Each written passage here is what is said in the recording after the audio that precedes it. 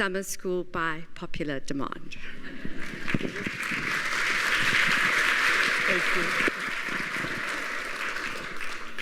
Right, well, thank you very much indeed. And ladies and gentlemen, that CV is totally out of date. I mean, Swanonetics just gone bankrupt. So I don't think I'll be lecturing on that again. But anyway, I don't do it anymore. So let's, as you can see, the regalia of the Holy Roman Empire and the fall of the Habsburgs. This is just sort of introducing you to Vienna and some of the characters or the people involved. And is the light all right up at the top? Is it okay? Okay. Right. So let's begin at the beginning. And there is in northern Switzerland this castle, which, I mean, isn't the most memorable place on earth. It's a bit of a sort of dump, really. And it was originally the seat of the Habsburgs. They were minor nobility in the vast conglomeration of the Holy Roman Empire. And they probably would have stayed minor in this rather minor building, except that in 1273, the electors, because the position of Holy Roman Emperor was always an elective office. Each time an emperor died, the electors got together and voted for a new one. And in 1273, there was a stalemate, and so the electors decided they'd choose somebody from the minor aristocracy, because obviously he would be no problem, and they could manipulate him, and all would be fine and dandy. Except, in fact, Rudolph I, who you see here, was the man that puts the Habsburgs on the map. And he certainly was no fading wallflower. He was a very powerful, very dominant figure. And I don't know why they didn't realize that, because his effigy is in the Cathedral of Speyer, which is on the Rhine, and from the effigy anyway, he looks the most commanding, intimidating, huge man. So anyway, he immediately, using his power that he now possesses, not that he was power so much, but he was the authority and the mystique of the Holy Roman Emperor, and using that, he acquires the Duchies of Austria and Styria. I mean, it's made a good career move. He doesn't want to remain in a little northern Switzerland. And those provinces remain part of the Habsburg domain right over 600 years and remain part of the Republic of Austria today. So he's a very significant force, without whom we would never have heard of the Habsburgs. And this portrait of him is from a stained glass window, which is in the Vienna Museum. But in fact, it was originally in the famous cathedral, the Stephansdom of Vienna. And it probably, again, is not a realistic portrait, but it reminds us of this very great figure. The Holy Roman Empire at the time when Rudolf I brings the Habsburgs into the sort of orbit of the world is shown here. And you can see the lines are demarcating this huge landmass, which is between France and what is now Russia. But I mean, in those days, Russia didn't exist. But you can see there that it was really an amorphous conglomeration of up to 500 states. Some were simply cities or bishoprics. Some were very big and powerful, like the Kingdom of Bavaria. But they were all amalgamated into this Holy Roman Empire, which, as you can see again, stretched far south down into central Italy at the time. But it was like a squashy ball. Through the centuries, the empire will contract and expand according to wars and treaties and so on. But it was this great mass, and the emperor hovered above these 500 or so states. He didn't actually rule them, but he could command them, and his position was of great symbolic significance, if nothing else. The portrait here shows the Holy Roman Emperor, the first Holy Roman Emperor, Charlemagne. Except that we have no idea whatsoever what Charlemagne looked like. So Dürer, who was the great Renaissance German artist of the early 1500s, you can see this painting is dated approximately 1512, and it is in Nuremberg, which was the city of Dürer. This portrait is imaginary, but he's holding the regalia of the Holy Roman Empire. And that again is a fault, or it's an error, because in fact the regalia is 200 years later than Charlemagne. But other than that, the portrait's very good. But it gives us an image of what the regalia was like. The regalia of the Roman Empire obviously included the crown, the orb, the scepter, the sword, which is normal in any monarchical society. But it also includes a vast range of clothing as well. Boots and habits and costumes, and also a lot of relics. It's a vast assembly of items, which obviously I won't show in detail.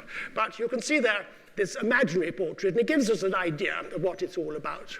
The major item, of course, is the crown that you can see Charlemagne wearing, but as I say, it would date from about 980 onwards, and the orb that he's holding. And it's all in the Schatzkammer, the treasury of Vienna, the treasury which really is a staggering collection. In fact, it's so great and so big that one needs really, I think, to be taken round it if you do go. But it does have amazing treasures, absolutely unbelievable treasures. And the crown, obviously, is the set piece of the whole regalia. It is, without any shadow of doubt, the most important, the most valuable piece of early medieval jewelry in the world. And it was made approximately 920, 980 to about 1030. It's that sort of era, just spanning the 10th and the 11th centuries, and probably made somewhere like Cologne or in that North German area, but they have no more closer knowledge than that. The strange thing about it is that center piece that joins the front to the back. It's an octagonal crown, and the two large plaques are joined by this curving decoration, which is, as it were, showing that the emperor is he's a political ruler, but he also relies on his aura as being the leader of the church. And of course, Charlemagne started that. Charlemagne actually was crowned in Rome in 800 AD. He was crowned by the Pope Leo III. And so therefore that semicircle sort of relates to that. It's sort of almost like a mitre, almost like a bishop's mitre or whatever. So it shows his holding the power of the church and of the political side as well.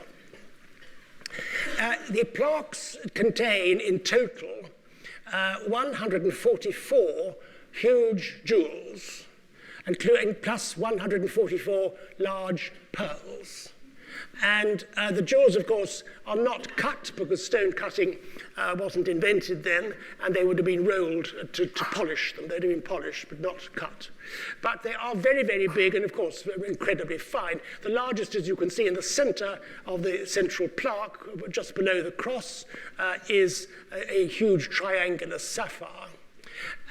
And why there are 144 jewels, 144 pearls. And 144 is 12 times 12. So obviously the figure 12 was very significant, and we're actually not quite sure why it was significant today. We know there were 12 apostles. There are 12 months of the year. There are 12 signs of the zodiac. And apparently, going back way into distant times, the high priest in Jerusalem had a breastplate which had 12 jewels upon it. So maybe that is relating back to the far distant times, way before Christianity. But whatever it is, it has this vast array of them. And the plaques, the panels, divide between 4 that have enamel decoration and 4 that simply have jewels. And the 2 enameled ones, you can see on the left-hand side, the enamel, it's difficult to see, but it's actually Christ flanked by 2 seraphim. And on the right-hand side, you can see that as you're looking at it, we're looking at Solomon holding what looks like a boa constrictor, but in fact, it's a scroll. So this is the symbol. And of course, once the Habsburgs almost become by right Holy Roman emperors, they all have at their side or wearing on their heads have the imperial crown, which in fact obviously is part of the great regalia.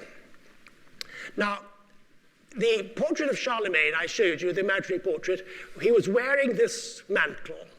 And this mantle, again, is part of this imperial regalia, and it is the most incredible piece of textile imaginable. When you think this is almost nearly 900 years old now, and the color of that silk, that red silk, is quite amazing. The quality of the embroidery is unbelievable, and it survives almost entirely intact after 900 years, which is really, really very exciting. It was made for Roger II, who was never a Holy Roman Emperor. He was the King of Sicily, and those of you who came, I know some of you did, to the lectures on Sicily, about 5 years ago. Roger II is the famous Sicilian king who really put Sicily on the map. He was a very great figure in Sicily, Ruggero II in Italian. And round the perimeter, you can see there's actually writing, which is Kufic, which is an early form of Arabic script, and it says that this robe was made in the royal workshops of Palermo in Sicily, and it was made for Roger II, and they give the date of 528, which is the Islamic date, and that relates to 1133 or 1134, 1133, 1134 in our language. And so the mantle is, again, one of these great, great aspects, with, as I say, other robes and other costumes as well, which obviously you donned every time you became the emperor and you were crowned. There's some details. Near the top of the mantle are these two huge cloisonné panels, or plaques, right up at the top left there, which are very, very magnificent. And you can see there this incredible plethora of pearls that are used to give this ornamentation and variety to the decoration. The decoration, by the way, going back, in fact, it is of a lion. There are two lions. The lion's head is at the top there. The lion's head, the lion is overcoming a camel, which I'm afraid to say is the representation of Christianity overcoming Islam. And it was, well, that was the intention.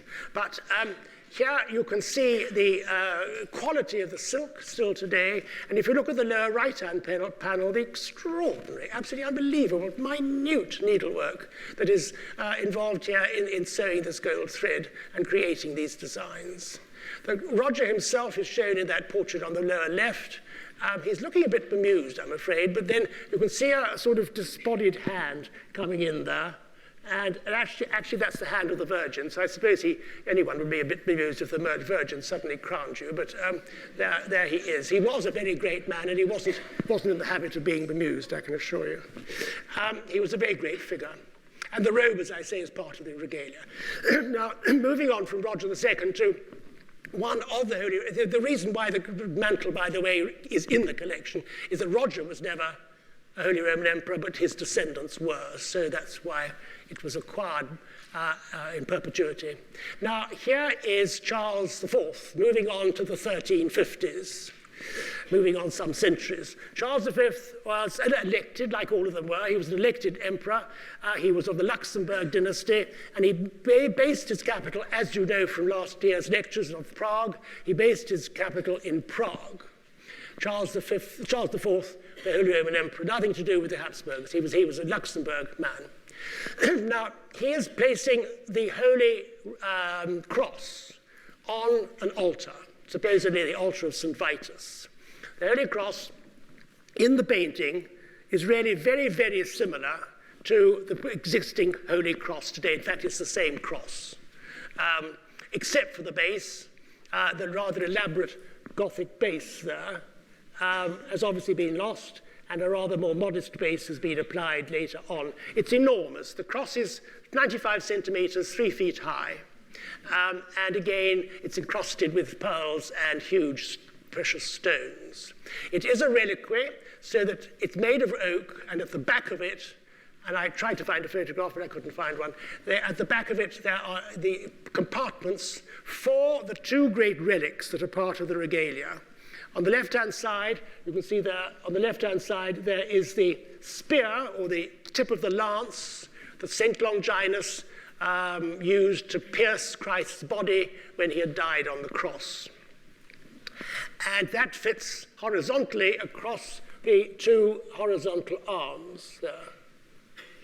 And in addition, the relic of the true cross, which are two fragments of wood, which supposedly came from the cross of Christ, those are, come apart and they fit into the lower vertical arm of the cross. So it is amazing again to think that this cross actually was painted in 1350 in Prague on this wall of the castle of Karlstein, which is just outside Prague, just named after the emperor, of course. And it's the time of Charles IV of the Holy Roman Empire. And there we can see the regalia. You get an idea of the size of the cross here, probably. As I say, 3 feet high, 95 centimeters. So the lance is a good foot and more. It's a big piece, and as to get, you can see the size of the crown and so on and so forth. The lance is very interesting, and strangely, it's become almost totemic today. It's become a sort of cult item because of things like the film, The Raiders of the Lost Ark, or now there's been this television program, Game of Thrones, and suddenly this lance has taken on a sort of life of its own, and all these devotees of these sort of fictional stories have become great collectors of buying the lance. So you can buy it free, you can buy it on the internet, this lance. Well, you can't buy the original, of course, but you can buy copies of it. Now, generally, as I say, the regalia dates from about 970, 980 to about 1030, that era. Not before 1066, anyway.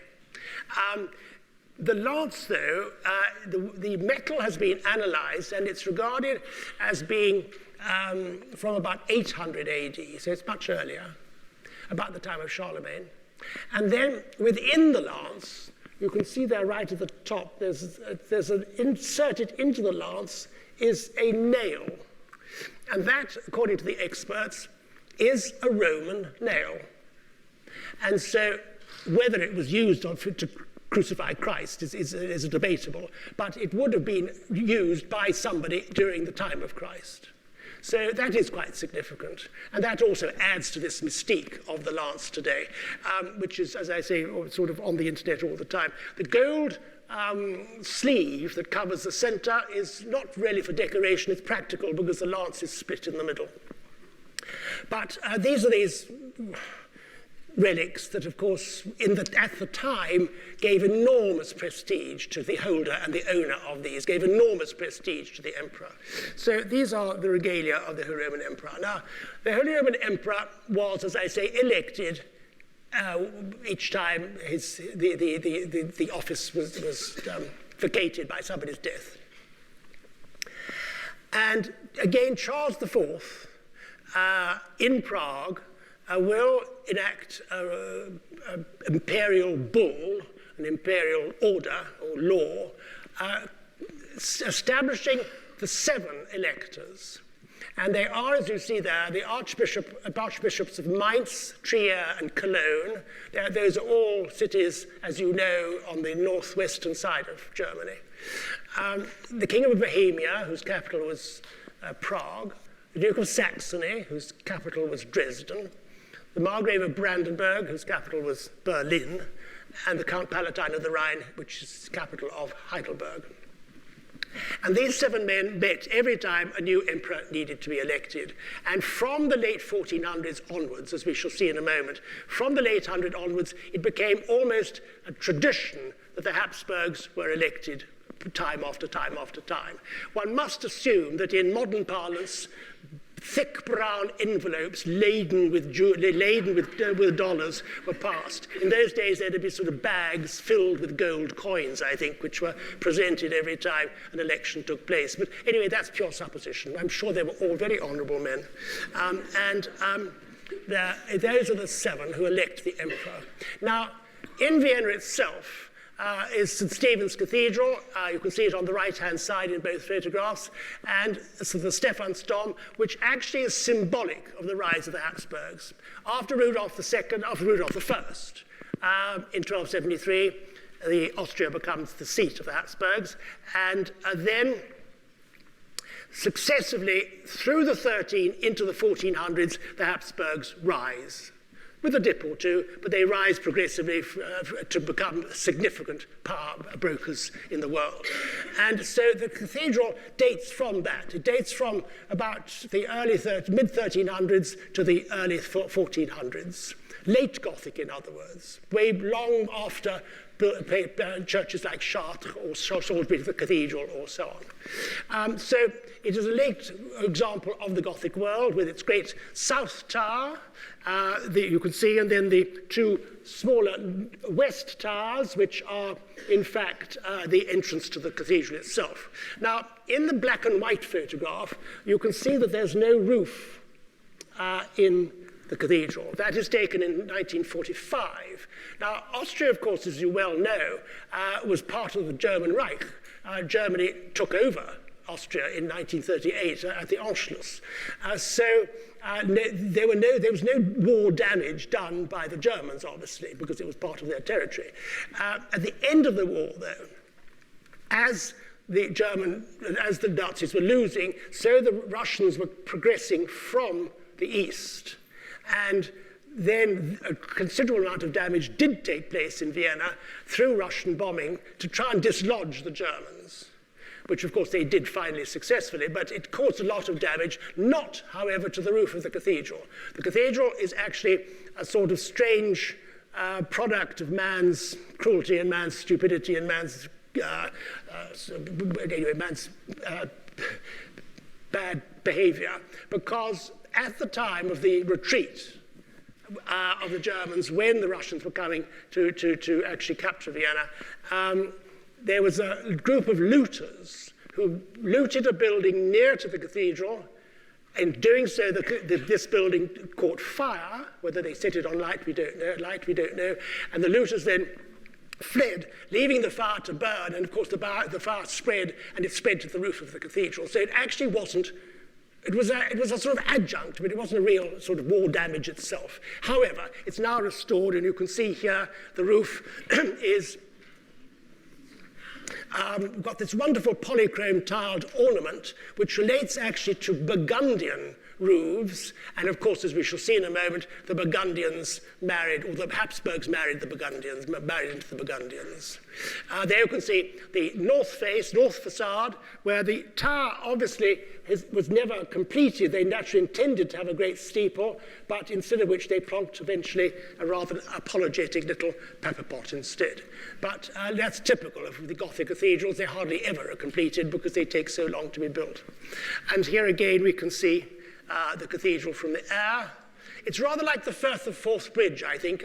Whenever I've been to Vienna over the years, over the decades, some part of the cathedral is always under scaffolding. And I think it's rather like you get to the end of the restoration and then start all over again.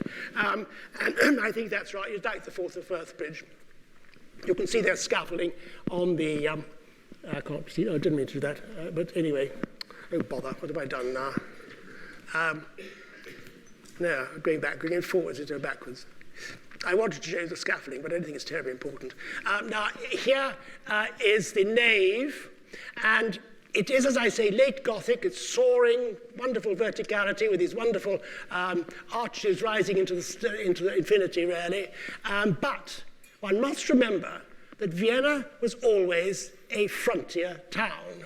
It was always threatened from the east, always threatened from the Turkish invasions, or by Turkish invasions. And therefore, there wasn't really any huge upsurge in grandeur and ornamentation and magnificent palaces from the rise of the Habsburgs, because obviously you wouldn't be that foolish, because you always had that in the back of your mind that your investment in these great buildings would be negated if the capital was overrun. So there's a strange combination here of the late Gothic, which is very fine and very magnificent, but all the altars, 18 of them, including the high altar that you see right at the end, all of them are of the 1800s. So they are some 300 or 400 years later. because that is the great era when Vienna can expand, when the Turkish threat has been completely obliterated. And so you've got this strange division, very unusual in Gothic church cathedrals. But you can see there on the lower left-hand side this pulpit, which is one of the sort of prime objects of interest in the cathedral, and it is, again, late Gothic. It's the same sort of era, early 1400s, as the wonderful, not the same style, but the same ethos as King's College Chapel, Cambridge, which has that amazing fan vaulting. It's that elaboration of that the Baroque acquires that the Gothic acquires just before the Renaissance. And here again, imagine the sculptor who carved this one huge solid piece of stone into this three-dimensional form. It is really quite amazing. It's almost over-exaggerated, basically. We think that it was always thought, now it's been derided, that the chap there at the base of the pulpit is the stonemason, except that now I'm afraid experts think that is a 19th century addition. So that's a bit of a shame. But we think his name is Anton Pilgrim, and around the perimeter of the pulpit are these, well, you can see two heads there. There are four rather magnificent heads, all very different, and all represent, the four representing the forefathers of the church, which is St Augustine, St Ambrose, St Gregory, and St Jerome. And you can see St Jerome always very obvious with his cardinal's hat on. And it's very, very magnificently done in this very late Gothic world. But it's one of the great treasures of the cathedral. Now, if you go up the nave, by the time you get to the high altar and you look on the right-hand side, which is the south side, you see this huge tomb. And it's one of the tombs, if you're into tombs, that one would if you were sort of studying them. I mean, one of the top 10, top 100 tombs in the world. It is of the emperor who's a Habsburg, Frederick III. And it's from now that the Habsburgs really begin to rise precipitously. And we'll see why and how in a moment. Frederick III begins this before he dies, and it is finished after his death in 1513. So it's late, it's very early Renaissance. You can't get any closer than this. I took this photograph in one day last year, and there's a big barrier there. And in fact, most aggravating, they were photographers photographing inside, but obviously doing it for a commission or something, and that's their bag. They don't normally leave things behind. So this is Frederick III, this great tomb. It's a very magnificent red marble. And Frederick III is a strange man. He's a great thinker, a very deep thinker. He's very indecisive. He never makes his mind up. He's got an enormous vision for himself and the Habsburgs in general, and Austria, Austria in general, Habsburgs in particular. It's said that he wanted to conquer the world sitting down. And he is really responsible for the beginning of this enormous rise of the Habsburgs. He was the son of somebody called Duke Ernst the Iron, who was obviously a tough guy, and Ernst the Iron was married to a Polish princess. So Frederick III's mother was a lady called Princess Simberger. And I only mention that because it's thought that she, this Polish lady, brought the gene that it gives the Habsburgs these enormous long chins. And they get bigger and bigger and bigger as the centuries go by. And that's Princess Simberger, who obviously was quite a lady to reckon with, because apparently her party trick was to smash planks of wood with her bare hand. Excuse me. And then Frederick III will organize and arrange this first significant dynastic marriage. But first of all, before we do that, let's look at the other side of the cathedral. As I say, if you go up to the high altar, you look right to see the tomb, you look left to see this altarpiece, which again is commissioned by Frederick III. And we know that. It's dated 1477, and it has upon it carved, it's a huge altarpiece, of course. It's one of these tremendously important, characteristic art forms of the Alpine region, Switzerland, Bavaria, Austria, who specialize through the sort of 13, 14, 1500s in creating this amazing carved ornamental woodwork. And it's showing the life of the Virgin, commissioned by Frederick, because on the altar is his sort of monogram. It's A-E-I-O-U, which are the 4-5 vowels. But we have no idea what it meant. Again, this deep-thinking, mystical man who had all these visions and ideas and so on, had this as its emblem or whatever. And there has been suggested that you can apply certain German words to, obviously, A-I-O-U, and it stands, or people think it might stand, for the whole of the world will be subject to Austria, which is sort of rather modest little thought, I would suggest. And anyway, there, the altar there, it's just a detail to show the incredible carving. Look at that Virgin and Child. It's quite superb. The little baby on the Virgin's knee. She's standing on a crescent moon, which has nothing to do with Islam. It is the crescent moon is the representation of the Queen, as she is the Queen of Heaven. She becomes the Virginal Queen of Heaven. And St. Barbara, looking slightly sort of po-faced with her tower. She was imprisoned by her father, so there she's stamping on her father. And then St. Catherine on the right-hand side, beautiful, beautiful face, with little rosy cheeks. She's forgotten her Catherine wheel, which is a bit aggravating. She left it behind. But she's got the cross of her sword of martyrdom. Wonderful carving. Late work of the late Gothic era. But now, what Frederick does is as an engineer at a meeting between his son. Frederick III was married to a Portuguese princess. And they produce their son, Maximilian. So Maximilian is introduced to Mary of Burgundy. And fortunately for both the two young couple, both of the young people, they actually liked each other and fell in love. They marry. And this is the moment at which you can see the Habsburgs creating these extraordinary dynastic marriages, thereby coming to rule most of Europe. And Mary must rank as one of the greatest heiresses in the history of the world.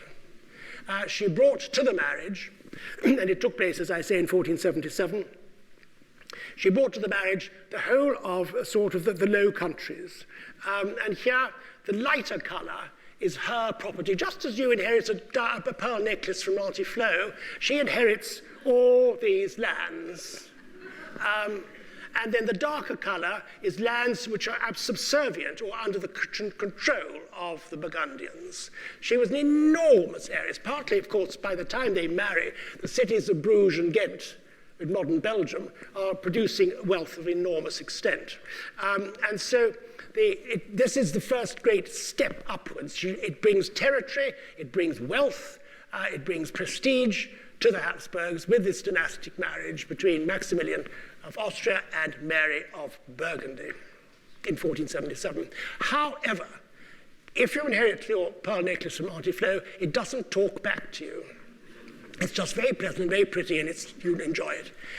The Netherlandish lands might be a good inheritance, but my heavens, they made a lot of trouble. And they rebelled, and they protested, and they fought against Habsburg authority for centuries. So that's another story, of course, but it was always fighting for their independence away from Habsburg domination. But that is another story. But so they don't always envy these people that have lots and lots of land like that. But here, when they marry, the Habsburgs inherit and acquire and take over a lot of the traditions of the Burgundians, like the roof of the cathedral, for instance, where you see wonderful roofs in Burgundy today, in eastern France, of that polychrome tiles.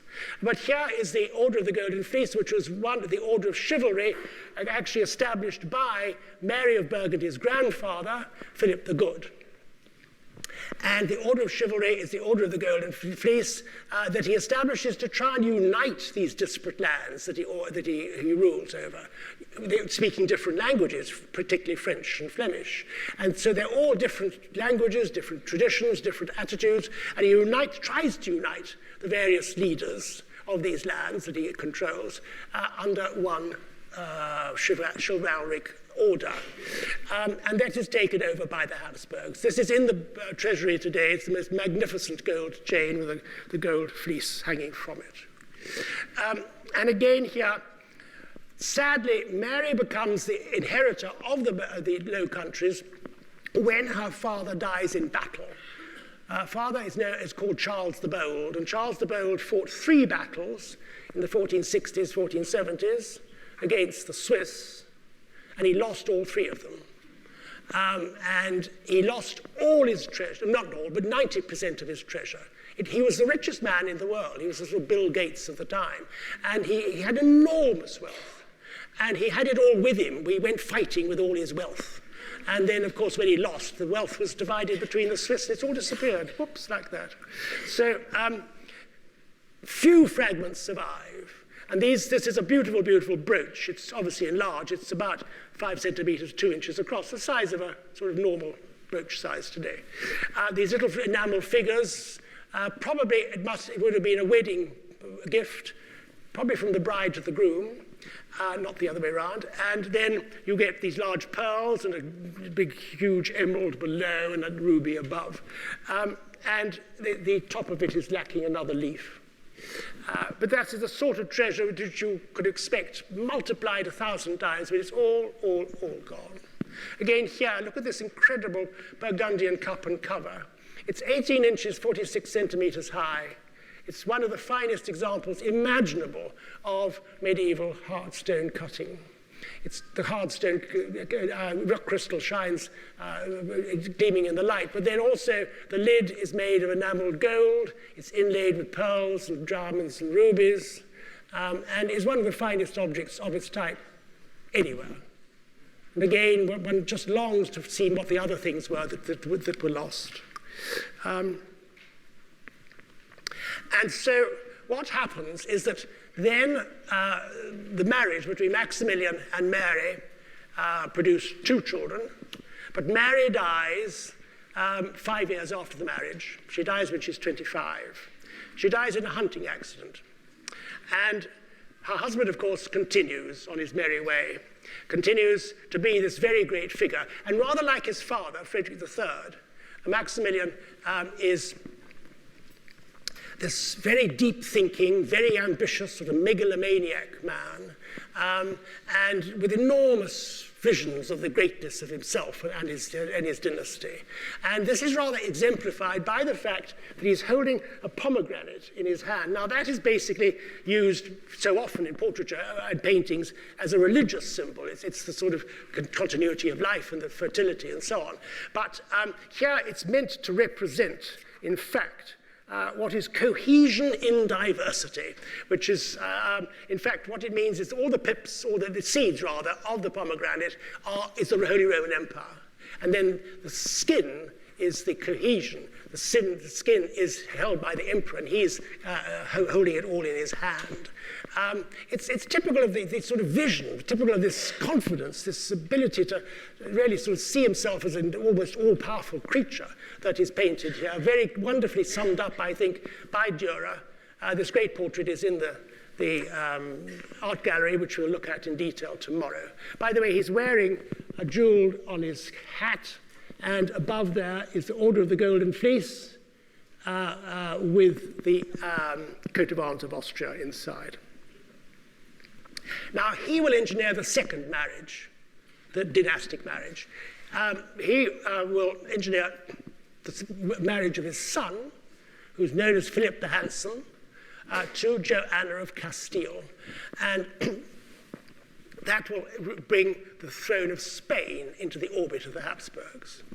And we see here, there is Philip and Joanna. Philip was neither fair nor handsome, but he gets the title, a lucky man, but he gets the title of that, and he's known in history as Philip the Fair or Philip the Handsome. But he looked pretty dull, pretty grim there. But anyway, he marries in 1498, and they produce 6 children in a very short space of time, and of which all 6 become, the 2 boys become emperors, and the 4 girls become queens. And so they are marrying now into the rest of Europe. Sadly, though, Joanna, who was the heir to the Spanish throne, because her parents were Isabella, Ferdinand and Isabella, and they had united Spain, and she is the heir to the Spanish throne. Sadly, she is, I think, mentally unstable, and when her husband dies prematurely, he dies in 1508, his death absolutely pushes her right over the edge. She goes absolutely insane. And for the rest of her life, she carries around his coffin, opens it up occasionally, just have a chat to him, and have a look at him. So, I mean, she really is disturbed, mentally, totally disturbed. And so, therefore, her son, in fact, one of the emperors, her son Charles, will then place her in a monastery, and she's sort of under house arrest, basically. But I mean, she never moves from the monastery for the rest of her life in Spain. So the two emperors are her two sons, and they meet in a meeting in 1518. So these are the grandsons of Maximilian, the great-grandsons of Frederick III, and they are Charles and Ferdinand. Charles is the elder one, and he becomes Charles V, and Ferdinand's his brother. And they're still in their teens, by now controlling most of Europe. And they decide on what they're going to do about it. Charles says, right, I will now become the King of Spain, and I am already the Holy Roman Emperor. He was elected in his teens. And when I either retire or when I die, you, brother Ferdinand, who will now go and live in Austria, will become the Holy Roman Emperor. And Charles's children will become the kings of Spain. So they divide up their great inheritance between Spain and Austria. And it's interesting that here you can see the extent of it all. Charles is now the king of Spain. There are the two, there's Castile, there's Aragon. So all of that is now the kingdom of Spain as it still is today. And Charles becomes the king of Spain. He's the Holy Roman Emperor. His title is Charles V, in which are the Netherlands, which he owns, like your Auntie Flo's necklace. There's Burgundy today in modern France. There's the Austrian lands. And Spain also controls most of the Mediterranean, except for Corsica, and the whole of southern Italy, and Sicily as well. The only two countries they don't control are France and England. But Charles's aunt, his mother's sister, Joanna the Mad, Joanna's sister was Catherine, and she becomes Catherine of Aragon. And just think of this. If Catherine of Aragon had, on her marriage, which I think was in 1510, anyway, very early on in the 1500s, if she had then produced a son, we would not be here. If we were, we would be speaking Spanish, because England would have become part of Spain. It's quite amazing, quite extraordinary. One of those ifs and buts of history. So there you are. But anyway, they divide between them. And Charles will become the king of Spain. Now, why then did Spain be the more important of the two, rather than it being Austrian and all the rest? Spain then was important. It was the richest place on earth because of Columbus, because of the fact that Spain had controlled all the Americas then, and were importing all treasure and raping all the goods and so on, bringing back all the goods from the Incas and the Aztecs into Spain. So there he is. He's a very, very great figure. He was a great ruler. He was an amazing man, and he's one of the great Habsburgs. But this is a bit of fascinating art history, that here there's a portrait of him in the Vienna Art Gallery, the KHM, by a German called Seisenegger. And Charles didn't like it. He summons Titian from Venice. Titian then was the great Italian artist, Venetian artist. And he summons Titian to Augsburg. He's in Augsburg, in southern Germany. And he says, well, I don't like this portrait by Seisenegger. Just see if you can paint a better one. And what he does is very clever. He doesn't paint a completely different one. he just slightly, subtly improves it. So Charles's face looks a bit more handsome. His shoulders have got a bit bigger. His stance is more forceful. The dog's definitely better. Charles loves it. And from that moment onwards, the only artist that Charles will employ is Titian from Venice. It's like winning the jackpot 10 times over. It was just amazing. And so the portrait, the good portrait by Titian, is in the Prado. So, but the other one is in Vienna. Now, the third dynastic marriage is when Ferdinand, the brother of Charles, becomes the Holy Roman Emperor in Vienna, when his brother abdicates. And he marries a lady called Anne of Hungary. And she will bring to the Habsburgs the crowns of Bohemia and Hungary. So within 3 generations, from the marriage of Maximilian and Mary, the marriage of Philip II and Joanna, the marriage of Ferdinand and Anne of Hungary, they have acquired the kingdom of Spain, the crowns of Bohemia, and the crowns of Hungary, and now just control the whole of Europe. And what they do is now the Spanish branch and the Austrian branch want to hang on to it all. They don't want anybody else to get any of their territory. So they intermarry for 3 centuries. Cousin marries cousin, auntie marries uncle, all the time. And the genes get so muddled up that eventually they then produce imbeciles and whatever. So, and eventually, in fact, towards the end of the Austrian line, the Habsburgs nearly died out because no child ever lived beyond birth. They were all stillborn or died at birth. And the Habsburg chin gets longer and longer and longer, so that, in fact, they can't even talk or eat. So it's pathetic, really. Anyway, here is the line. So right up at the top, the arrows point to the ones that are significant to us. Maximilian, right at the top, has 2 children, which are Charles and Ferdinand. Charles's line becomes the Spanish Habsburgs. Ferdinand produces Maximilian, who produces Rudolf. So Rudolf is Ferdinand's grandson. Rudolf II is the great art collector, and we shall see him tomorrow.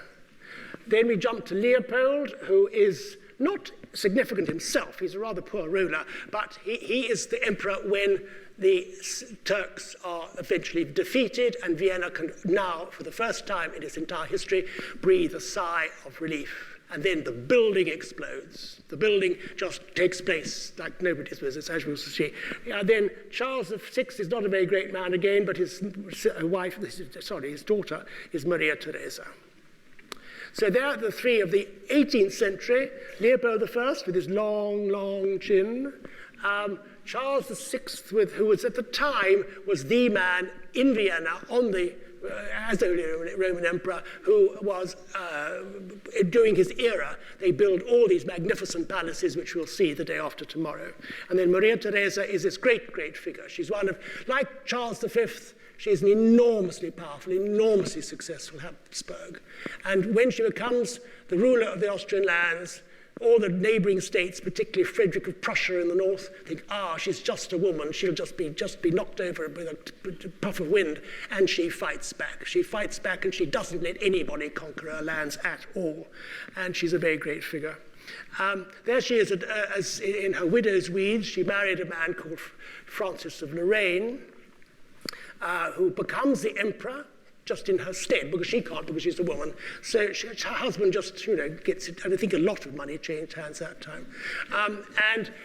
There are her 4 sons. 2 become emperors, Joseph and then Leopold. And Joseph was a misguided man. He had all sorts of good ideas, but they were all rather sort of quirky and cranky. And his brother Leopold on the left-hand side would have been a great emperor, but he dies of typhoid, I think. Dies anyway after 3 years as emperor. So it is Maria Theresa's grandson, through her son Leopold. Joseph doesn't have children. Who ruled the 19th century. Now, the 19th century is another great era for Vienna. The ring is established. Vienna becomes a great center of culture. But the 3 emperors are ciphers, really, but there are only 3 emperors in 100 years. First of all, Francis II, the Holy Roman Emperor, who becomes Francis I when the empire is expanded. But his son, Ferdinand, is a product of that gene intermarriage story. He is terribly sweet. Ferdinand is a very sweet man. Everyone loves him. He's gentle, he's kind. There's no aside to him at all, except he was just a very large sandwich short of a picnic, that's all. I mean, he just couldn't cope. Now, that was well and good. He was a figurehead. When Austria was ruled by the great minister Metternich, that was fine. But then in 1848, and you see that his reign ends in 1848, he doesn't die, but his reign ends because in 1848 it's the year of revolution, the whole of Europe. France erupts. That's Les Miserables erupting then. And so France erupts, all of Europe erupts. Austria-Hungary has all these huge eruptions of student demonstrations, so I hope there's nobody listening outside at the moment. But then the Habsburgs get together and they say to him, look, Ferdinand, wouldn't you really like to go and live in Prague? It's a nice place to go, and just hand over your power, but just go and live in Prague. Oh, he said, I'd love to go to Prague, and off he goes. So then Franz Joseph comes to power. He ruthlessly suppresses the dissension and the revolution that is taking place not only in Vienna, but all the huge territories of the Austrian lands. And then he reigns, as you see, for 68 years, I can't remember, I added up, 68 years. Unbelievable. There he is in 1865. He marries in 1854, I beg your pardon. In 1854, he marries the Bavarian princess, Elizabeth of Bavaria. She's 16. She's strong-willed. She is completely unable to cope with the sort of strictures of court life. She grew up as in a very easygoing environment. She was desperately unhappy. She didn't like her husband, and she's always conscious of her looks. She's dedicated as an early sort of get-fit person. She has her own gym in the Hofburg in Vienna. She's much loved by the people today as a sort of icon, but she's almost been compared to Princess Diana. It's the same sort of troubled young girl who just couldn't cope with this world she was thrown into. But the marriage does produce 3 children, 2 girls and a boy. And so there was an heir. But then, in 1889, the heir to the Habsburg throne, Rudolf, the Crown Prince of Austria, commits suicide in Meiling. He was married, but the marriage again was a hopelessly unsuitable marriage. He had nothing in common with his wife, who was Stephanie of Belgium. And he had a mistress, and he and his mistress have this suicide pact where they both die. Presumably he kills her first and he shoots himself second, in Meiling in 1889. Then, having lost his son and heir, Franz Joseph loses his wife. His wife is assassinated on the shores of Lake Geneva. And there is the old man who must have suffered the agony of the damned through these family tragedies. But unfortunately, he wasn't a great ruler. He was a bureaucrat. He was a pen pusher. And he allowed the empire to sort of deteriorate with all these little edicts he kept on producing and all the minutiae that he was involved in. Didn't, in fact, enhance the empire at all. And so when his son dies, his nephew becomes his heir. And his nephew is Franz Ferdinand. And there is the Archduke Ferdinand with his wife, who was never accepted by Franz Joseph at court, because she was of the minor aristocracy, not of the higher aristocracy. And there is Franz Ferdinand with his wife in Sarajevo in the 28th of June, 1914. Sarajevo is the capital of Bosnia, and Bosnia had just become part of the Austro-Hungarian Empire. And so the heir to the throne pays a visit, and there's Franz Ferdinand with his wife walking down the steps of the town hall in Sarajevo. This photograph was taken after the official imperial party had arrived, and already an assassin had attempted to kill them. And already a grenade had been thrown at this car. They then continue on to but it didn't do any damage. They continued onto their meeting place in the town hall. And they then proceed along the same route where the assassination had previously been attempted. And there was another of the assassins was waiting. He was an 19-year-old Bosnian Serb. He was waiting with his gun, and as the procession went slowly by, he shot both of them. Dum-dum. His name was Gavril Princips. And that is the beginning of the First World War. That is how it all started.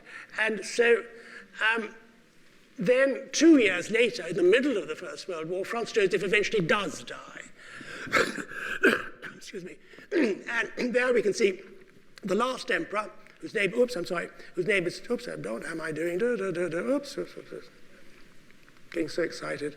And there is the last emperor, there he is. Charles, with his wife, the Empress Zita. Between them is their son. It looks like a little girl, but boys were dressed as girls in those days when they were 5 or 6. And the little boy between them will be Otto von Habsburg, who was recognized eventually, not immediately, but eventually by the present Austrian regime as the survivor and heir to the throne. And when he died in 2011, which was quite recently, he was given a huge imperial burial in St Stephen's Cathedral and is actually entombed in the imperial vaults, which I'll show you later on. But sadly, Charles, or Karl, the last emperor, he only reigns for 2 years, 1916 to 1918, was not up to the job. He just was a perfectly pleasant, ordinary man, but he just hadn't got the political acumen, he hadn't got any of the abilities that some of his past predecessors had, and they abdicate in 1918. Behind them, of course, at this funeral are the king of Bavaria, the king of Bulgaria, the crown prince of Prussia, and the king of Saxony. But there are no other royalty from the West because obviously they're at war. But it's the end, really. And this is what Austria-Hungary looked like before 1918. There's Austria, there's the Czech Republic, Slovakia, Hungary, Transylvania is part of Romania, Montenegro, Bosnia, Croatia, the Veneto, they ran Venice. And then now, well, after 1918, Austria becomes this. It's rather like a sort of nibbled drumstick, really. And it's surrounded by Germany, Czech Republic, Slovakia, Hungary, Slovenia, Italy, and Switzerland. But Vienna remains as its great capital. Vienna still has vestiges of the imperial splendor. It has magnificent buildings, and what we'll do tomorrow is pick up with the incredibly magnificent art collection of the Habsburgs. So thank you very much.